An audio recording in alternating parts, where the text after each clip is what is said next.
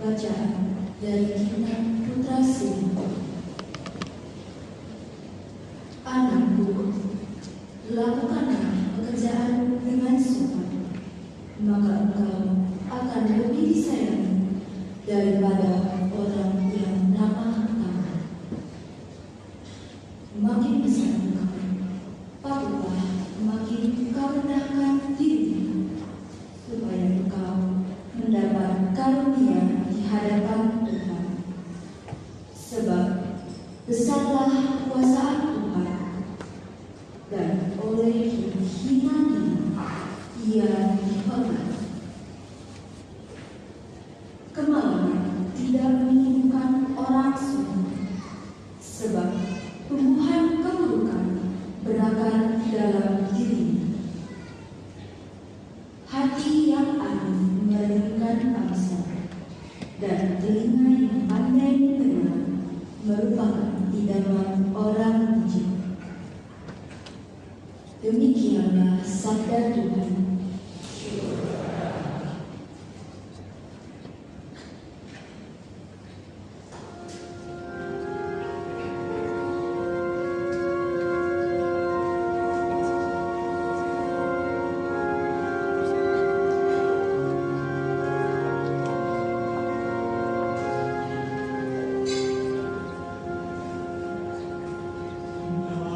Dalam kebaikan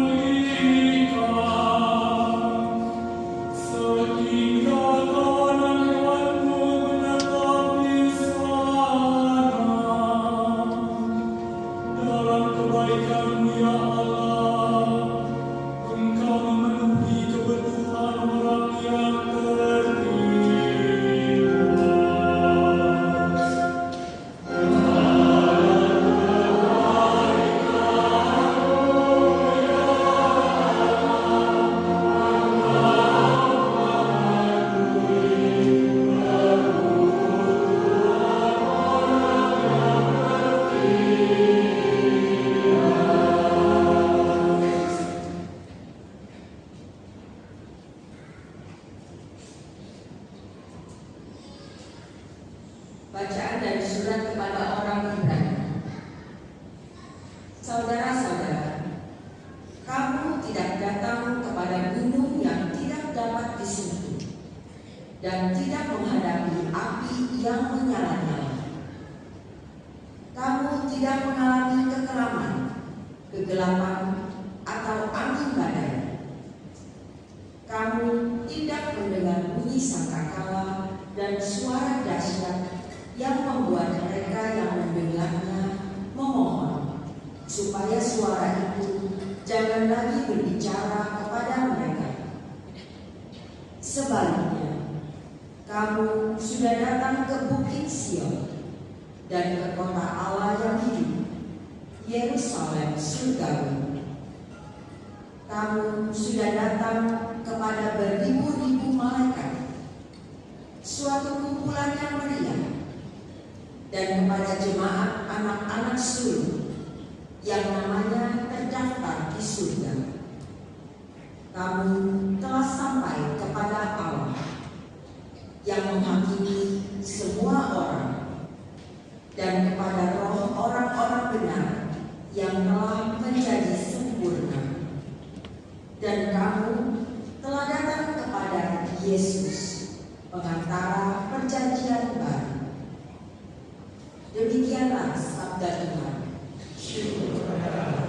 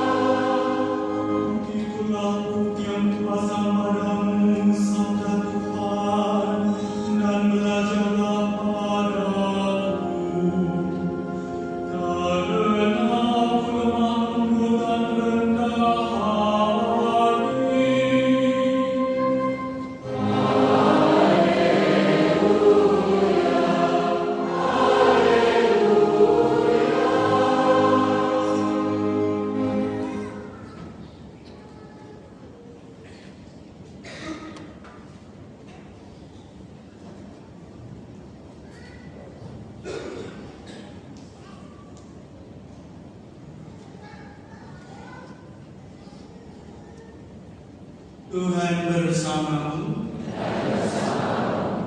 Inilah Injil suci menurut Lukas.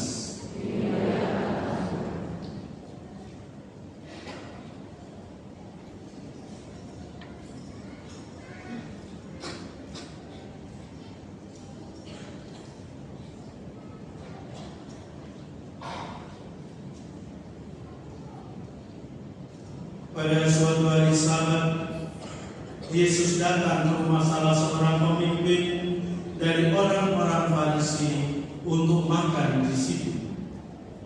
Semua yang hadir mengamat-amati dia dengan seksama. Melihat tamu-tamu berusaha memenuhi tempat-tempat kehormatan, Yesus selalu mengatakan perumpamaan ini. Kalau engkau diundang ke pesta perkawinan, janganlah duduk di tempat kehormatan, sebab mungkin orang itu telah mengundang seseorang yang lebih terhormat daripada engkau, supaya orang itu yang mengundang engkau dan dia jangan datang dan berkata kepadamu, berikanlah tempat ini kepada orang itu. Lalu dengan malu engkau harus pergi dan pindah ke tempat yang paling rendah. Tetapi apabila engkau diundang, duduklah di tempat yang paling rendah. Mungkin tuan rumah akan datang dan berkata kepadamu, sahabat, silakan duduk di tempat yang lebih terhormat. Dengan demikian, engkau akan menerima hormat di depan mata semua orang yang makan bersamamu. Sebab siapa saja yang meninggikan diri akan direndahkan, dan siapa saja yang merendahkan diri akan ditinggikan. Lalu Yesus berkata juga kepada orang yang mengundang dia, apabila engkau mengadakan siang atau perjamuan malam. Janganlah engkau mengundang sahabat-sahabatmu, saudara-saudaramu, kaum keluargamu, atau tetangga-tetanggamu yang kaya, karena mereka akan membalasnya dengan mengundang engkau pula. Dengan demikian engkau mendapat balasan. Tetapi apabila engkau mengadakan perjamuan, undanglah orang-orang yang miskin, cacat, lumpuh, dan buta. Engkau akan berbahagia, karena mereka tidak mempunyai apa-apa untuk membalas engkau, sebab engkau akan mendapat balasannya pada hari kebangkitan orang-orang benar. Demikianlah sabda Tuhan.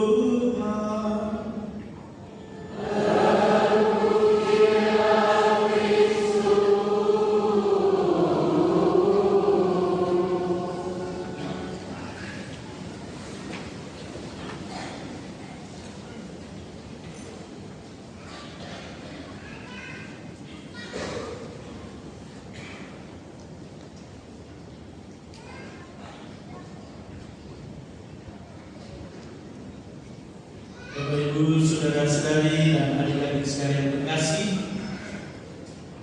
kita masing-masing pribadi pasti punya pengalaman kita menghadiri suatu pesta, apalagi itu menjadi pesta yang agak besar atau besar, yang biasanya oleh penyelenggara pesta dipersiapkan dengan matang. Satu hal yang menarik ketika hadir di pesta itu adalah ada orang yang menyambut kita. Entah yang menyambut kita ini keluarga yang menyelenggarakan pesta itu, atau orang-orang yang telah ditunjuk khusus sebagai penerima tamu. Dan biasanya selain menyambut kita, kita juga diantar di mana kita harus duduk. Yang menarik lagi adalah biasanya kita mengikuti oleh orang yang mengantar kita itu untuk duduk di mana. Jarang sekali terjadi orang mau duduk semaunya sendiri. Jadi semuanya sudah diatur dan orang mengikutinya. Nah, Bapak Ibu, saudara-saudari dan adik-adik sekalian terkasih, dari bacaan Injil yang baru saja kita dengarkan tadi, di sana juga diceritakan soal pesta. Bagaimana sang tuan pesta juga mempunyai kemerdekaan untuk mengatur tamu-tamunya mereka mau duduk di mana. Dan Yesus juga hadir di dalam pesta itu. Dan Yesus di satu sisi kehadirannya diamat-amati dengan seksama. Nah, tentu ini menjadi menarik mengapa Tuhan Yesus diamat-amati. Tetapi Tuhan Yesus ini juga mengamat-amati, melihat bahwa begitu banyak orang yang ada seperti begitu yang berebutan untuk duduk di tempat kehormatan. Dan karena itu Tuhan Yesus menyampaikan ajaran khususnya kepada para murid, supaya kalau diundang untuk hadir dalam pesta tidak duduk di tempat kehormatan. Dan mungkin tempat itu memang sudah dikhususkan bagi orang-orang tertentu, maka diajak supaya duduk di tempat yang netral. Bahasa tempat duduk yang rendah, dan tahu pada saat itu mungkin tempat duduknya itu tinggi rendah atau apa, tidak tahu. Tapi pada tempat kehormatan. Nah, di tempat yang netral itu, ketika si tuan pesta atau penerima tamu mengerti bahwa orang ini sudah ditentukan untuk di tempat-tempat tertentu ini, tempat yang terhormat. Nah, di situ maka orang itu akan dihantar menuju tempat kehormatan. Bukan hanya menerima tamu, tetapi semua yang ada di sana memandang. Oh, mereka didudukkan di tempat khusus. Mungkin kalau orang itu tidak dikenal, seperti kalau saya kadang-kala hadir di tempat pesta, disediakan tempat khusus, banyak orang memandang saya. Siapa orang itu kok diistimewakan banget? Sementara yang tahu cuma keluarga, sementara tamu undangan yang lain nggak ngerti siapa itu. Jadi diamankan. Nah, Bapak Ibu saudara-saudara yang terkasih, maka soal undangan pesta ini memang yang penting bukan soal duduk di tempat terhormat atau bukan, karena semua ruangan yang sudah ditata dengan tempat duduk pasti maksudnya adalah supaya semua tamu bisa duduk dengan enak, bisa mengikuti pesta itu dengan nyaman. Jadi mereka bersama-sama disatukan di dalam pesta itu. Maka di sini tidak penting orang itu duduk di mana, tetapi bahwa semua yang hadir mereka mengalami kebersamaan, persatuan dengan tuan pesta itu sendiri. Maka juga sudah sewajarnya lah kalau sang tuan pesta mempunyai kebebasan untuk mengatur tamu-tamunya mereka mau duduk di mana. Dan karena itu dibutuhkan sikap supaya penyelenggaraan pesta itu menjadi rapi dan teratur. Dibutuhkan sikap rendah hati bagi setiap tamunya. Dan rendah hati ini menjadi begitu penting dan mendasar di dalam kehidupan manusia. Bukan hanya pada zaman dulu, tetapi juga sampai dengan saat ini, bahwa sikap rendah hati ini menjadi suatu keutamaan di dalam kehidupan manusia. Karena dengan sikap rendah hati ini, maka hal ini akan memungkinkan keutamaan-keutamaan yang lain juga untuk bertumbuh dan berkembang di dalam diri orang itu. Misalnya, dengan kerendahan hatinya itu memungkinkan orang untuk bisa menghargai dan menghormati yang lain. Orang lebih mudah untuk bisa mendengarkan yang lain. Orang yang mempunyai semangat rendah hati tidak akan yang ngotot dengan dirinya sendiri, tetapi dia mempunyai keterbukaan. Bukan hanya keterbukaan pikiran, tapi juga keterbukaan hati. Sehingga orang-orang yang demikian juga akan lebih mudah untuk diajak bekerja sama, lebih mudah untuk diajak dialog, lebih mudah untuk menolong yang lain. Ini kan hal-hal yang luar biasa, keutamaan-keutamaan yang memang dibutuhkan bagi kehidupan manusia. Jika dengan demikian, orang-orang yang mempunyai semangat rendah hati itu juga biasanya penampilannya lebih menarik, lebih simpatik, lebih lemah lembut. Kalau Bapak Ibu saudara-saudari adik-adik tak percaya, coba saja. Bangun saja sikap rendah hati, pasti Bapak Ibu saudara-saudari adik-adik menjadi lebih menarik daripada misalnya kita harus make up berjam-jam di depan cermin. Itu ya mungkin kita merasa menarik, tapi tergantung sikap kita gimana. Mungkin walaupun kita tidak make up, karena kita orang yang rendah hati, lalu kita terbuka menjadi lama, lalu kita menjadi menarik. Kita menjadi orang yang simpatik dan mempunyai hati yang lemah lembut. Seperti yang tadi juga terungkap di dalam bacaan yang pertama, orang yang melakukan tugas dengan lemah lembut akan lebih disayangi, dan orang yang merendahkan dirinya mendapatkan rahmat di hadapan Tuhan. Maka luar biasa keutamaan kerendahan hati ini. Begitu pentingnya sikap rendah hati ini, sampai kemudian Tuhan Yesus mengajarkan di dalam perumpamaan kepada yang mengundang pesta itu, supaya jangan mengundang saudara-saudara atau kenalan-kenalan, apalagi yang kaya-kaya, karena mereka akan membalas mengundangmu. Bapak Ibu saudara-saudara yang terkasih, kita sendiri saya rasa kalau kita menyelenggarakan pesta, kita akan merasa bangga kalau ya tamunya banyak, orang-orang terkenal, orang-orang kaya dan lain sebagainya. Kita merasa bangga dan pasti akan menjadi cerita bagi orang lain. Wah, luar biasa, itu Romo Moses menyelenggarakan pesta. Ini saya kadang-kadang saja, karena Ya, tidak menyelenggarakan pesta, bahkan HUT ini tidak pakai pesta, tapi kita syukuri dalam perang Ekaristi. Lalu wah, banyak orang kaya, orang-orang tokoh-tokoh dan lain sebagainya. Dan itulah kecenderungan manusiawi bahwa orang menjadi bangga atas orang-orang yang terkenal itu. Tapi Tuhan Yesus justru mengajak sebaliknya. Karena itu undanglah orang-orang yang tidak akan membalas mengundang kamu. Siapa itu orang-orang?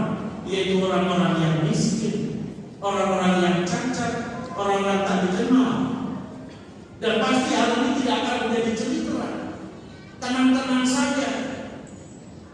Dan yang jelas bahwa mereka diundang karena orang-orang sederhana, orang-orang miskin, mereka berbahagia karena diundang, dihargai untuk menjalani pesta bersama-sama, dan ini menjadi surprise bagi mereka. Yang menyebabkan mereka berbahagia, dan mereka pasti tidak mampu membalasnya, tetapi Dia yang akan membalasnya nanti. Nah, Bapak Ibu Saudara sekalian terkasih, kita masing-masing pribadi, entah kita sebagai warga, para murid gereja Stella Maris ini maupun bukan, kita semua juga diundang oleh Tuhan Yesus untuk datang ke pesta perjamuan. Kita diundang untuk hadir dalam pesta perjamuannya. Pertama tentu dalam perayaan Ekaristi ini, tetapi juga terutama nanti dalam perjamuan abadi. Dan tentu kita memberikan kebebasan kepada Tuhan yang mengundang kita. Kita mau ditempatkan di mana tidak masalah. Yang penting kita bersatu dalam perjamuan itu. Karena itu apa yang perlu kita siapkan supaya kita sungguh-sungguh dilayakkan untuk hadir bersatu dengan Tuhan di dalam pesta perjamuan ini. Dan juga sambil merenungkan perjalanan kita sebagai satu paroki 48 tahun. Apa yang mesti hidup dalam diri kita? Kiranya dari firman Tuhan tadi menjadi jelas bahwa kita dari hari ke hari menjadi orang yang semakin beriman. Kita semakin percaya kepada Tuhan, dan kita juga semakin berani untuk menyerahkan diri kita pada penyelenggaraan Tuhan. Dan salah satu tanda bahwa kita sebagai orang-orang yang percaya adalah kita mempunyai semangat rendah hati. Ada kerendahan hati di antara kita. Maka kerendahan hati ini menjadi ungkapan iman kita. Dan dengan kerendahan hati ini pula juga memungkinkan kita untuk mengembangkan keutamaan-keutamaan yang lain, seperti yang tadi disebutkan. Jika kita juga menjadi orang yang semakin terbuka akan segala kebaikan dan kebenaran. Dan itulah yang mengantar kita untuk masuk di dalam pesta perjamuan bersama dengan Tuhan. Walaupun kita di dalam keterbatasan, di dalam kekurangan dalam diri kita masing-masing, tapi kita sebagai satu keluarga besar, sebagai satu paroki, betapa penting bahwa iman itu selalu kita sadari dan kita hayati dengan tetap membangun kekompakan, persatuan, entah kita sebagai satu paroki, tapi juga secara lebih konkret kita hayati dalam komunitas-komunitas yang lebih kecil, dalam lingkungan-lingkungan di sana, bagaimana kekompakan yang semakin hidup. Kalau dalam lingkungan-lingkungan hidup itu berarti bahwa dalam keluarga kita masing-masing juga menghayati yang lebih sama. Dan di sanalah sebenarnya dasarnya.